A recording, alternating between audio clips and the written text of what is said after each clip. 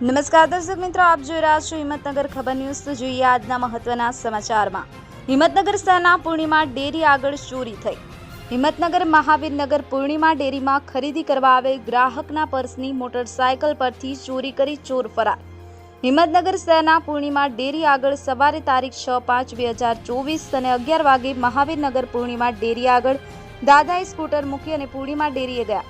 તે દરમિયાન દાદાના સ્કૂટર પર પર્સ ભરાયેલું હતું। તે પર્સની ચોરી કરી ચોર ફરાર, જે સીસીટીવી કેમેરામાં કેદ થયું, જેમાં ચોરી કરતો શખ્સ પૂરા હિંમતથી પર્સ લઈ અને ફરાર થઈ જાય છે। હિંમતનગર શહેરમાં ચોરો દિવસે ને દિવસે વધુ સક્રિય થતા જોવા મળી રહ્યા છે। અતુલ પરમાર, હિંમતનગર ખબર ન્યૂઝ, રમેશ સત્યની સાથે। આપની આસપાસ બનતી ઘટનાના સમાચાર જોવા માટે હિંમતનગર ખબર ન્યૂઝને લાઇક કરો, શેર કરો, ચેનલને સબસ્ક્રાઇબ કરો અને હા, બાજુમાં આપેલ બેલ આઇકોન દબાવવાનું ભૂલશો નહીં।